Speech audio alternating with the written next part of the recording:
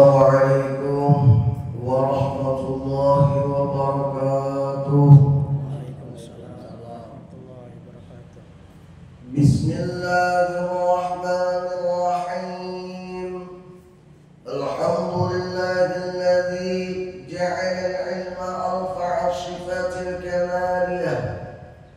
Wa ashhadu an la ilaha illallah wahdahu la syarika lah. الذي خص من شاء من عباده بالمآسي وأشهد أن محمدا عبده ورسوله الذي خصه الله تعالى بجمع الكمالة العبودية. اللهم صل وسلم على سيدنا محمد وعلى آل سيدنا محمد. Para bapak-bapak, ibu-ibu rahimani wa rahimakumullah. Mudah-mudahan Allah Subhanahu wa ta'ala senantiasa mengampuni segala dosa-dosa kita. Amin. Dan memaafkan segala kesalahan dan kekhilafan kita. Amin. Dan mudah-mudahan pula Allah Subhanahu wa ta'ala senantiasa mencucurkan rahmatnya kepada kita semua. Amin. Amin ya rabbal alamin. Para bapak-bapak, ibu-ibu rahimani wa rahimakumullah. Semalam kita menerangkan bahwasanya agar menghilangkan hati yang gundah menjadi lapang, yang sedih menjadi senang, yang gelisah menjadi tenang, itu kata ulama menerangkan ada 5 macam. Ada 5 macam cara membuka hati kita. Salah satunya yaitu membaca surah Al-Fatihah. Itu semua. Kemudian di sini menerangkan di mana asbabun nuzul surah Al-Fatihah, sebab-sebab diturunkannya surah Al-Fatihah. Waktu itu baginda Rasulullah sallallahu alaihi wasallam dan ashabih beserta para sahabatnya mereka hendak pulang umrah. Berapa? Bersama 1.400 sahabat pulang umrah. Tiba-tiba di jalan apa? Dicegat oleh orang-orang kaum musyrikin. Kaum musyrikin Mekah dulu mencegat karena diberiakan pulang ke Mekah. Padahal hendak beribadah umrah. Hanya di dalam kitab Syarahul Talibin. Syarahul Talibin itu syarah daripada kitab Minhajul Abidin karangan Imam Ghazali. Ada 7 macam puas, ada 7 macam halangan, ada 7 macam rintangan ketika orang itu hendak beribadah kepada Allah Subhanahu wa ta'ala. Jadi orang-orang beribadah itu ada semudah apa kita bayangkan. Memang ada rintangan, ada puas, ada macam lain sebagainya. Kemudian setelah baginda Rasulullah sallallahu alaihi wasallam dengan para sahabat sampai di tengah jalan, lalu dicegat oleh orang-orang kaum musyrikin Mekah dahulu. Kan diberiakan masuk ke Mekah. Padahal hendak beribadah, ibadah umrah. Lalu apa? Lalu di situ terjadilah perjanjian, ngaranna perjanjian Hudaybiyah. Hudaybiyah itu artinya sebuah sumur. Jadi kata sahabat, sumur itu bekas kami minuman kari. Cuma ketika itu baginda Rasulullah minta banyak sedikit, berguduk saja, bergumur, timbul dia doakan sidin ke sumur tadi, ada lawas sumur tadi menumbuhkan sumber. Wah, banyak. Sehingga kami mandian, minuman, ibadah pulang sampai kami memberi minumi unta-unta kami. Artinya berkah Rasulullah sumur dan karim menjadi bebanyak dan bersumber. Ketika perjanjian Hudaybiyah itu lalu menikah. Artinya gagal untuk negeri Mekah hendak melakukan umrah. Setelah itu apa kecewa Sayyidina Umar? Kecewa. Nah lalu takutan Sayyidina Umar kalau ayat turun menunjukkan itu ayat tentang dirinya. Nah setelah menikah di tengah jalan disebutlah turun surah Al-Fatah. Inna fatahna laka fatham mubina. Turunlah di situ surah Al-Fatah. Jadi salah satu untuk menghilangkan kegundahan di dalam hati, setiap hari membaca surah Al-Fatah. Kalimatnya di dalam kitab menerangkan maqara'a surat Al-Fatah. Barang siapa yang membaca surah Al-Fatah kulli yaumin, tiap-tiap hari, maka dia akan mendapatkan apa? Fa'idza dha'ifa, apabila ia kurang lama kuliah, dia akan dikuatakan. Apabila susah masalah rezeki, Allah mudahkan. Mudah bagi Allah Subhanahu wa taala merubah sebungkah batu menjadi sebungkah emas. Mudah bagi Allah. Dan mudah bagi Allah Subhanahu wa taala menundukkan makhluknya kepada makhluk yang lain. Dalam salah satu kitab menerangkan, ada kekasih Allah Subhanahu wa taala. Kekasih Allah Subhanahu wa taala ini orang saleh, orang yang taat kepada Allah Subhanahu wa taala. Allah berikan dia keistimewaan bisa berbandir lawan para binatang-binatang dia. Sebagaimana Nabiullah Sulaiman alaihi salam. Nabi Sulaiman bisa bandir dengan bahasa buruk. Wali Allah ada salah satu wali Allah. Pada suatu hari datang seorang perempuan kepada Sidin. Setelah datang apa? Wahai Syekh, anak kurun dimakan buaya. Timsah buaya. Jadi tolong, artinya dia makan buayanya. Dia makan buayanya. Nah, kalau dia Syekh, lalu ada Syekh mengutus seorang utusan mahiyau itu buaya. Akhirnya dihiau Sidin buaya-buaya laut. Wahai buaya-buaya laut, siapa yang memakan anak si anu, maka berikan. Akhirnya keluar buaya. Dimuntungnya apa? Dimuntungnya anak-anak. Di laut sampai ke rumah Sidin, buaya laut anak-anak tadi luak oleh Sidin. Diluak oleh buaya tadi. Wahai buaya, sekarang kau mati. Akhirnya buaya tadi mati tidak meluapkan. Inilah kekasih Allah Subhanahu wa taala yang Allah beri keistimewaan bisa dia dapat menundukkan makhluk Allah Subhanahu wa taala. Mudah bagi Allah Subhanahu wa taala. Nah, di sini kita menyambung, yaitu adalah semalam untuk menggugah hati kita yang tertutup menjadi terbuka. Salah satunya wa ikhlaul batin, yaitu dengan mengusulkan paru.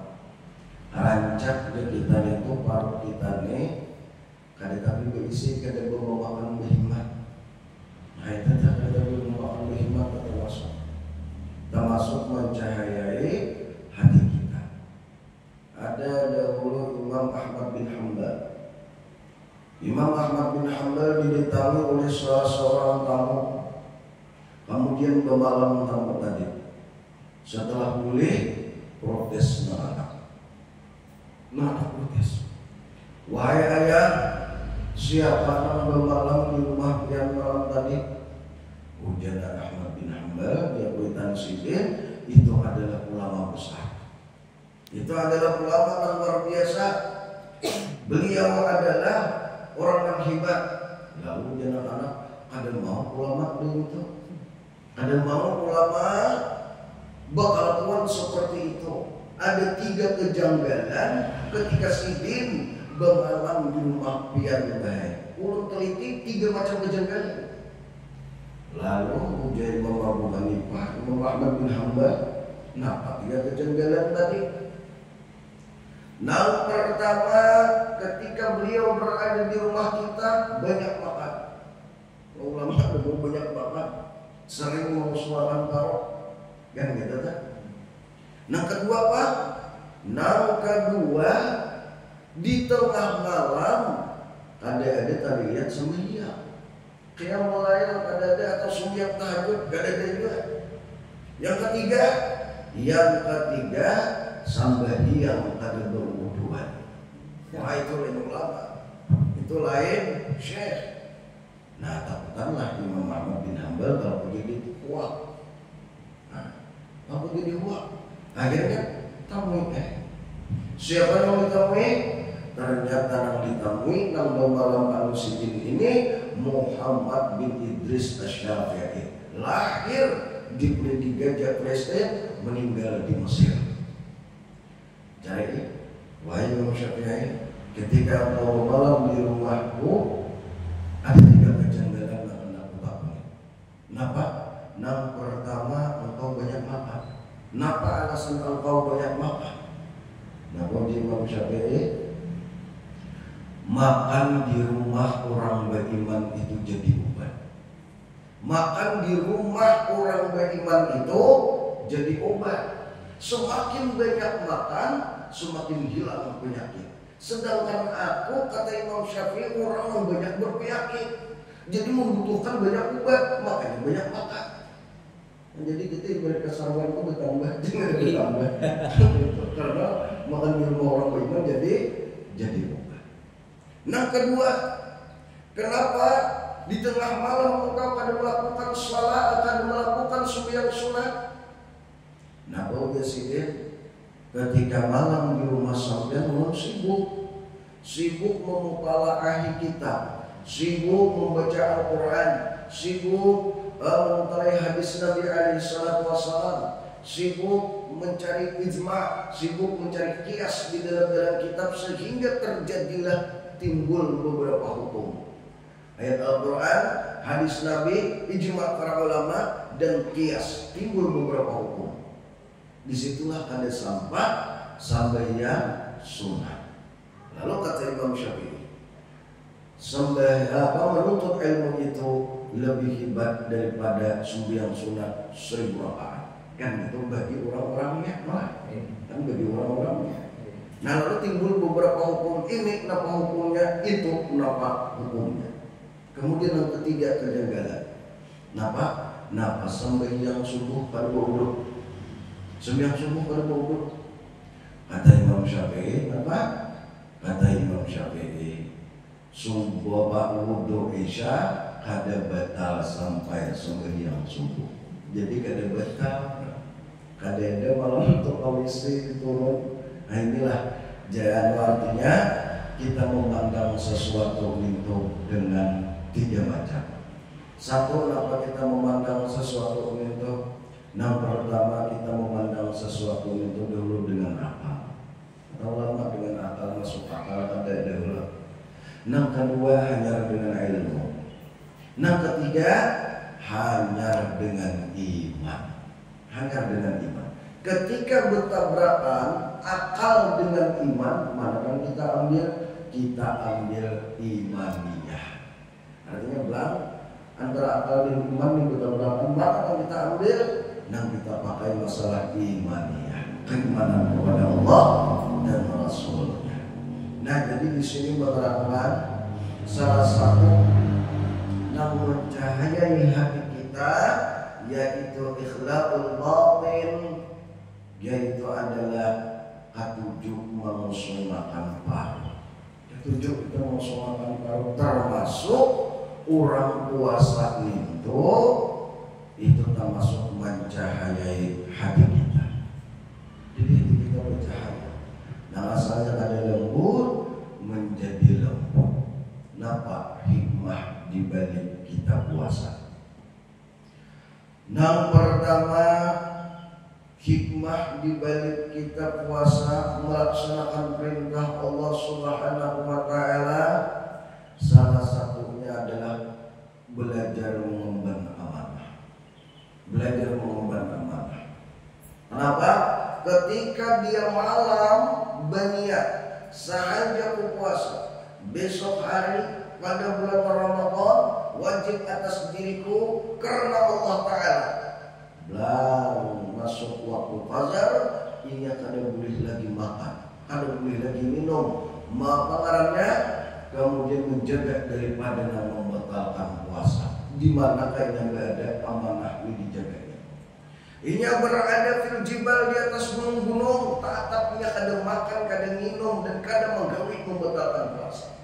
Inya berada fil bihar, di tengah lautan, tatap inya kadang makan, kadang minum, dan menjaga dan membatalkan puasa. Bagaimana seorangan memelihara daripada membatalkan puasa. Bagaimana di tengah orang banyak, dimanapun bagaimana dia mengemban ini amanah, kadang makan, kadang minum, memelihara daripada membatalkan puasa. Di dalam puasa diajarkan untuk mengemban amanah. Ketika ada perintah dari Allah Subhanahu wa taala, kutiba alaikumusiyam kama kutiba alal ladzina min qablikum la'allakum tattaqun. Jadi di dalam puasa salah satunya mengajari kita untuk jujur dan mengemban amanah dari Allah Subhanahu wa taala. Satu. Yang kedua di balik kita berpuasa, mengosongkan perut. Salah satu hikmahnya di balik kita puasa itu ada sifat kebersamaan. Lapar sama lapar, haus sama haus, dahaga sama dahaga. Berbuka sama berbuka. Dimanapun orang Islam, orang beriman berada, haus sama haus, lapar sama lapar. Nah, artinya ada kebersamaan. Diajarkan di dalam puasa kebersamaan. Lalu apa? Walaupun ini orang Thailand, orang Inggris, orang Eropa, tetap amunnya puasa, siang menahan lapar dan dahaga, menahan daripada membatalkan puasa. Ada kebersamaan, ada persatuan di dalam Islam. Buka ulang bersama-sama. Buka bersama-sama. Imbangnya apa? Ada inya, ada istrinya, ada anak-anaknya, ada cucu-cucunya. Bang, buka, menunggu berita. Kebersamaan aja. Menunggu apa? Saling menunggu. Menunggu apa? Menunggu tenggelamnya matahari. Berdoa pula. Makanan mudah tersedia. Menunggu puasa, menunggu buka. Lalu berdoa, Allahumma innaka afuwwun karim, tuhibbul 'afwa fa'fu 'anna ya karim. Berdoa berdoa mula. Setelah berdoa berdoa, lalu berbunyilah namarannya salina. Tanda buka telah tiba makanan. Belau makanan.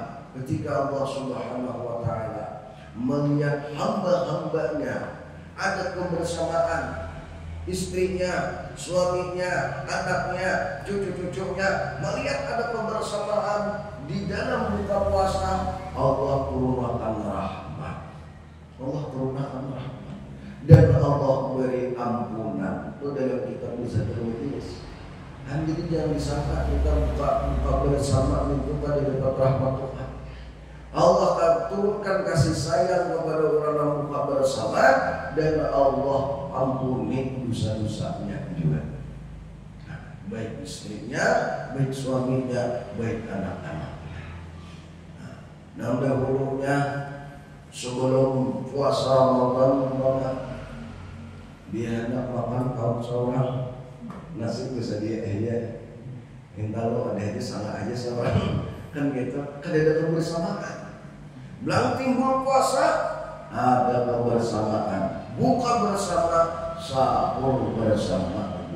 Anak ada sahur bersama, habis nasinya kedua kawan. Gitu.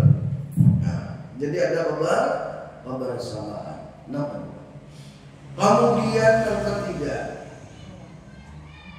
di dalam puasa yaitu diajarkan kita juga untuk merasakan kepedihan orang lain, agar kita bisa merasakan kepedihan saudara seiman seagama.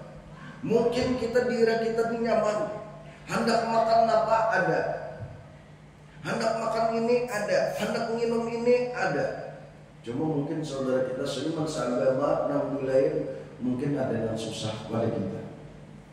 Ada seorang tua, segini tua, seorang di rumah itu bilang jeruk, lantainya belum mau unyok dijajak. Bila hidin hendak buka, kenapa dibuka? Rice cooker kenapa namanya? Pemanas nasi lah, timbul nasinya bersih. Maka para kuda 10 menit dari lagi bukaan. Nah, seorang di rumah tuh hidinnya buka sidin bersih nasi. Dia bilang lihat beres habis. Ada dulu beres nggak orang tuh tadi sempat baru lagi. Nah, karena kalau bebersihan nasi bakas padam lampu padam tagana ini masa besi. Napa untung ada orang bakas kamar yang di berbagi rutin ambil kan gitu dah. Nah, ini untuk Bang Hidin makan untuk berbuka. Kan gitu toh. Jadi di dalam puasa kita bisa merasakan kepedihan penderitaan orang lain. Bagaimana rasanya lapar, bagaimana rasanya haus, siapapun dia. Bila balik berakal, Islam wajib punya puasa agar bisa merasakan saudara seiman seagama. Inya ketika di siang hari merasakan dahaga yang luar biasa. Begitupun orang-orang Islam lainnya di luar sana. Sama dia merasakan dahaganya ayat lintok juga. Nah, jadi bisa merasakan kepedihan penderitaan orang lain. Nah, inilah salah satu hikmah di balik puasa. Bagaimana kita bisa merasakan juga penderitaan orang lain. Miraratul ju', yaitu pahitnya rasa lapar. Ketika timbul di dalam diri kita ini merasakan pahitnya lapar, maka akan timbul kita ini di dalam hati kita ini kasih sayang, timbul rasa pemarasan, timbul rasa ada pemohonan. Nah, ini hasil daripada puasa. Lalu ketika timbul rasa kasih sayang, maka lalu timbul inya hendak menolong orang lain. Asal ini puasa hendak menolong orang lain. Namun di hatinya siapapun yang membutuhkan pertolongan, bantuan akan kutolong cuma semampu diriku. Bila dia mampu dengan harta membantu. Kalau yang mampu dengan tenaga yang membantu. Kadang kawan juga dengan tenaga, dengan pikiran. Kadang kawan juga dengan pikiran, mendoakan berat. Napa mendoakan? Ya Allah, irhamna ya Allah fid dunya wal akhirah. Ya Allah, kasihi kami di dunia sampai dengan di akhirat. Salimna fid dunya wal akhirah. Selamatkan kami di dunia dan di akhirat. Jadi hidup nih hasil daripada puasa itu ternyata salah satunya hasilnya saling tolong menolong, saling doa mendoakan. Alasannya kenapa kita saling tolong menolong, saling doa mendoakan, dan pasti kita ini membutuhkan orang lain.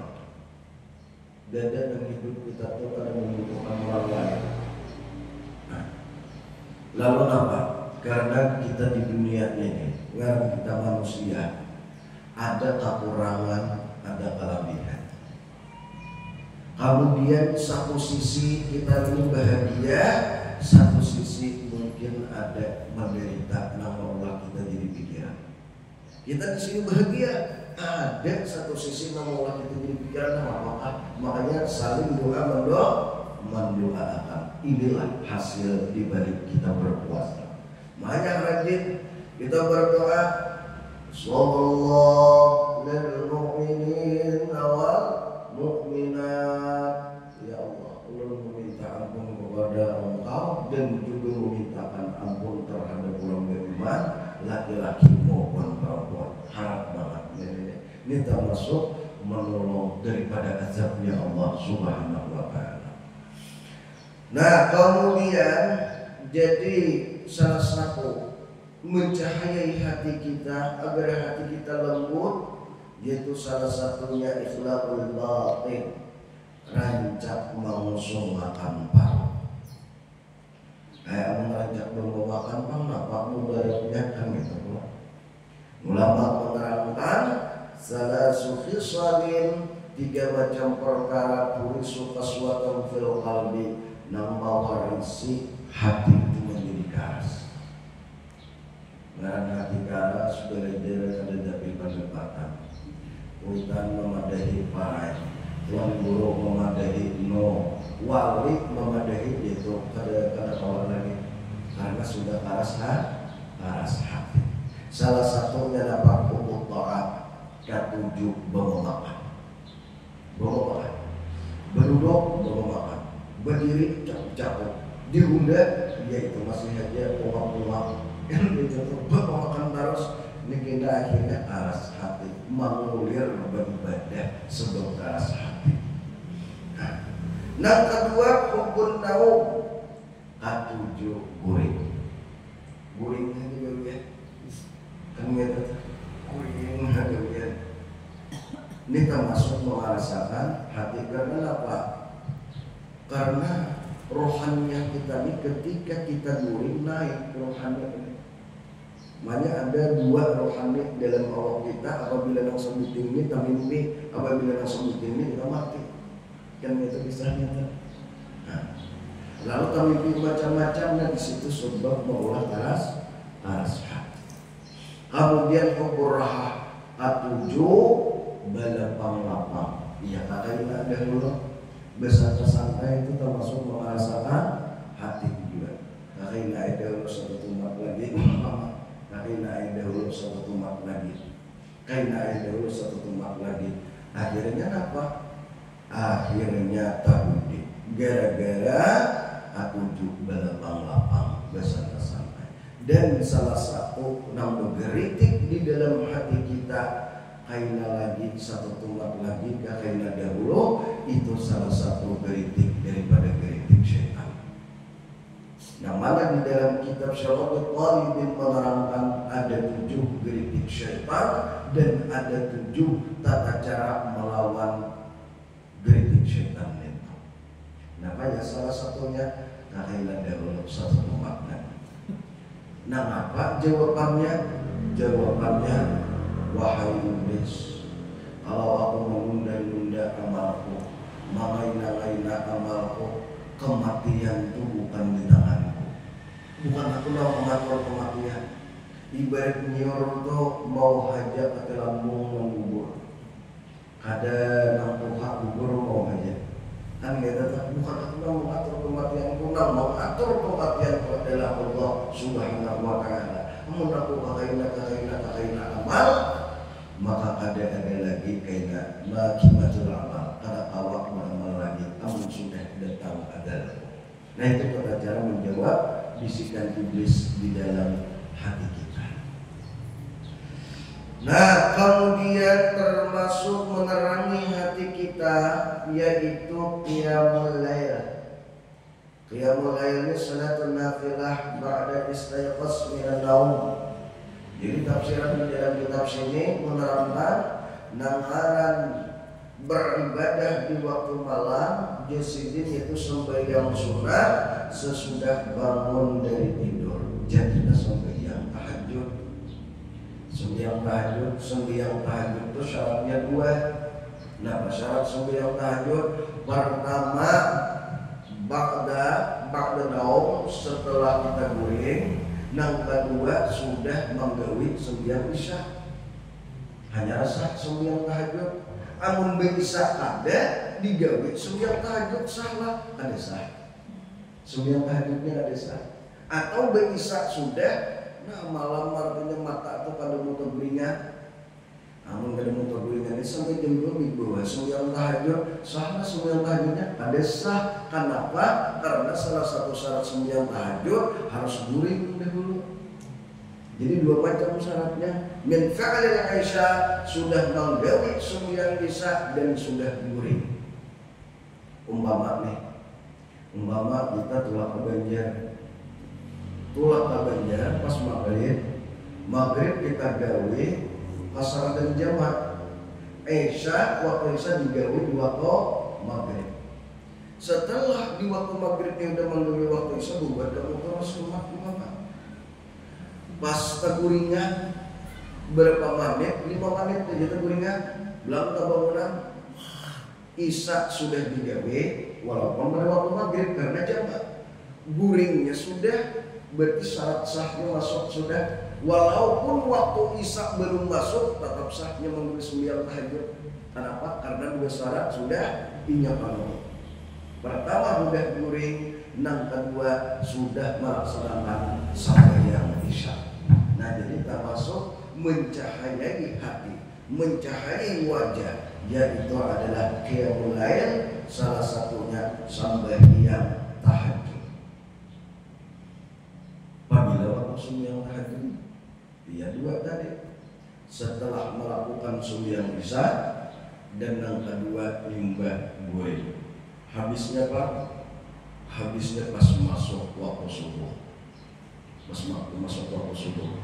Jadi umpama kita 4:30 itu masih masuk kita sembahyang tahajud. Jadi sebelum kita kan masih jalan dari kawat 2 rakaat. Nah, maka istimewaan orang sembahyang tahajud salah satunya dimanapun yang berada, Allah letakkan rasa cinta di dalam hati seluruh makhluknya. Orang banyak ketujuh lawannya berkah sembahyang tahajud. Salah satu walinya Allah Subhanahu wa Ta'ala ketika berada di hutan, masuk paguhan, belang berubah terbelian. Sekali bangun apa? Melihat seekor singa membawa daun dan mengibahi idin. Singa mengibahi. Allah letakkan rasa cinta kasih sayang kepada seluruh makhluknya. Kalimatnya seluruh makhluk, bukan hanya manusia. Walaupun singa yang beringas di hutan, kasih sayang lawan orang sembahyang tahajud. Ya, kita ibaratnya mengkawal, kita gawe 2 rakaat sebelum apa? Sebelum masuk waktu subuh. Nah, inilah salah satu juga mencahayai hati kita, yaitu sembahyang tahajud tadi.